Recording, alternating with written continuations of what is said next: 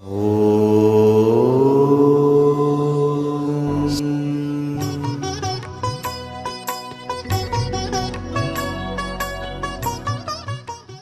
నమస్కారం అండి. ఆదర్శవాణి YouTube channel కి స్వాగతం, సుస్వాగతం. ముందుగా వీడియో చూస్తున్నందుకు ధన్యవాదాలు. నచ్చితే లైక్ చేయండి, ఎవరికైనా ఉపయోగపడొద్దు అనుకుంటే షేర్ చేయండి. నవజీవన సంకేతం జీలకర్ర బెల్లం. ఉపనయన వివాహ సంస్కారాల గురించి వేద మంత్రాల్లో ఉంది.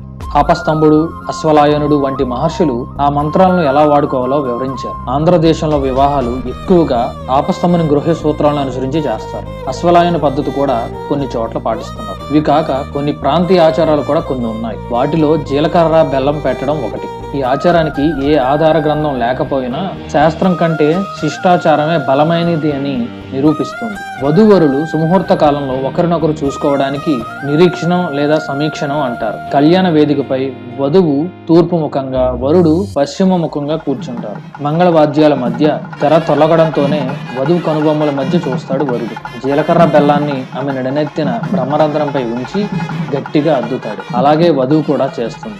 బెల్లం జీలకర్రల మిశ్రమం వల్ల కొత్త శక్తి పుడుతుందని, ఒకరిపై ఒకరికి దృష్టి కేంద్రీకరణ జరిగి స్థిరపడుతుందని చెబుతారు.